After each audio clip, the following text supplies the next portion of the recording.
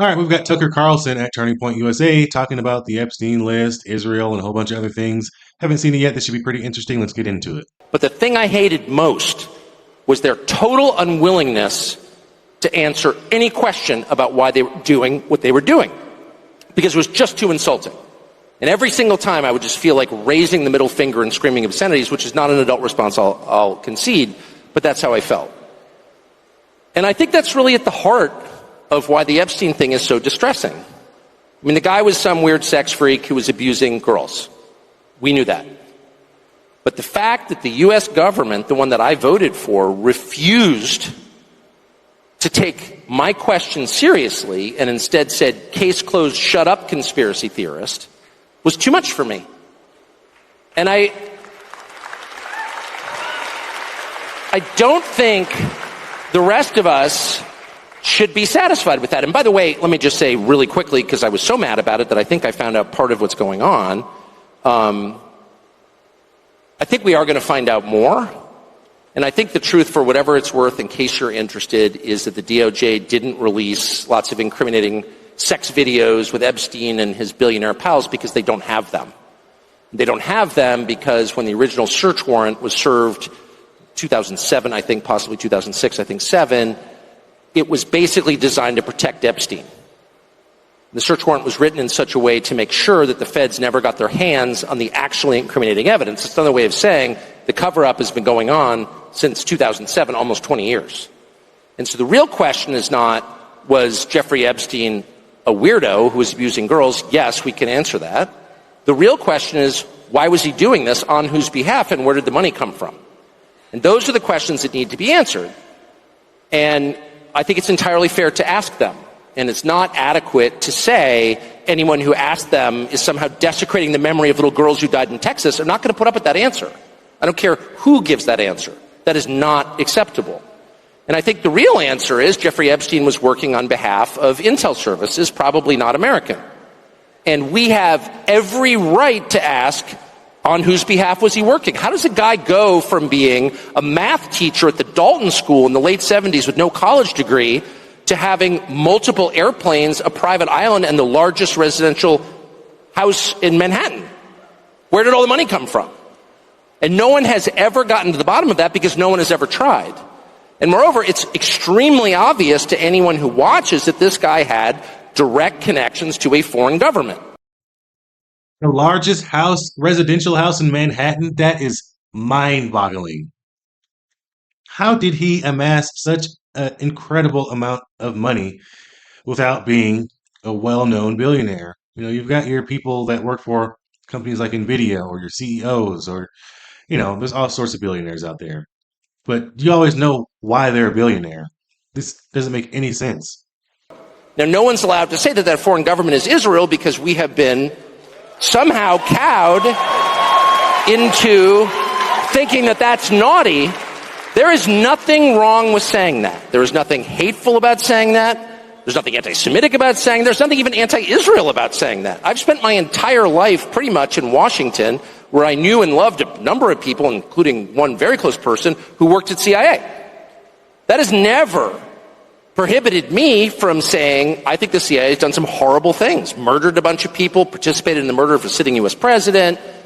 It's got a whole trail of crimes. That doesn't make me a disloyal American. It doesn't make me anti-American in any sense. I was born here. My family's been here for hundreds of years. I love this country. That's why I live here. So criticizing the behavior of a government agency does not make you a hater. It makes you a free person. It makes you a citizen. You are allowed to do that because you're not a slave. You're a citizen. And you have a right to expect that your government will not act against your interests, and you have a right to demand that foreign governments not be allowed to act against your interest. That's not creepy. It shouldn't be forbidden. And it damn sure doesn't sound crazy. But there's so many people I see online that are just Israel no matter what. They're like, you shouldn't question anything. I'm like, are we not even allowed to ask any questions without people getting pissed off? That is crazy. And yet all of us have trained ourselves to believe that you can't say that somehow.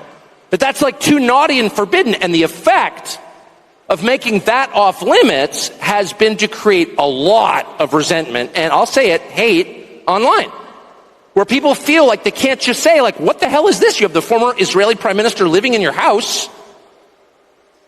You have had all this contact with the foreign government. Were you working on behalf of Mossad?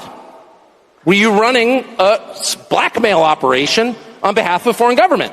By the way, every single person in Washington, D.C. thinks that. I've never met anyone who doesn't think that. I don't know any of them that hate Israel, but no one feels they can say that. Why?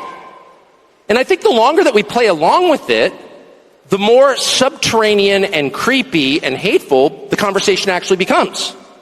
So I think it's better just to say it right out loud. Did this happen? And of course that question has been asked to the government of Israel, and their answer is, we're not going to tell you. And I think our answer should be, no. As long as we're sending you money, if you were committing crimes on our soil, we have an absolute right to know, did you do this or not? And yet everybody has been so brainwashed into thinking that's somehow an expression of hate or bigotry, when it's not. It's a baseline question that every U.S. citizen has a right to an answer on. Tucker Carlson is spitting facts right now. This dude is on fire. What the hell was this? And by the way, if it turns out that it was nothing at all, that somehow Jeffrey Epstein really did earn $165 million giving tax advice to somebody, which is, for the record, a lot more than most people pay their accountants, and that none of this was actually a foreign intel operation, and that there was no blackmail involved, that actually Bill Gates was just hanging on the island because the weather was especially good. No one was videotaped doing anything immoral or illegal, and then that was used against them to get them to obey. If all of that is false, then just tell me how it's false. But don't call me a lunatic. And when Fox News runs a piece, as they did yesterday by Hugh Hewitt, saying that anybody who's got even more questions about Epstein is some kind of nutcase with an unhappy personal life, who's spending too much time on Twitter in the fervid fever swamps of conspiracies, up yours, buddy. Then why don't you answer the question then? Don't let anybody insult you, anybody, and I mean anybody, ever get away with insulting you instead of answering a legitimate question. Okay? Ever. And by the way, you will hear certain people say, well, that means you hate the person. No, it doesn't. I've got a bunch of kids. I would never let them get away with that. If I caught one of my kids, smoking weed in the bathroom at my house, and I was like, are you smoking weed in the bathroom? Shut up, racist. You hate me. No, you're my child. I don't hate you. Answer the freaking question. Were you smoking weed in the bathroom or not? I'm not the criminal here. Tucker Carlson is spitting facts on here. If you get a chance, watch the whole thing on Turning Point USA. Drop a comment. Let me know what you guys think. I can agree with pretty much everything he said there. It is not crazy for us to be questioning this stuff. I mean, why do they do this, and how long are people going to fall for this? Making it seem like they're the victims and we're the bad guys for asking questions. That is what blows my mind about the whole relationship between the United States and Israel. We can't even question anything, or you're going to be labeled as an anti-Semite, or somebody is going to be looking at you crazy or calling you all kind of names online, or saying that this and this and that. I'm like, what is going on? Are people this brainwashed? So it's a battle between the old school way of looking at things, and then you have a whole bunch of a new wave of people, young and old, that think similarly, that want to know what the heck is going on. They want transparency with our government. They think that we should be able to question things. And, they don't just take no for an answer. That's how it's supposed to be. The government is actually supposed to be working for us, not the opposite. As of right now, it's hard to tell who the president is working for. Now, I do support Trump. I like a lot of the things that he has done.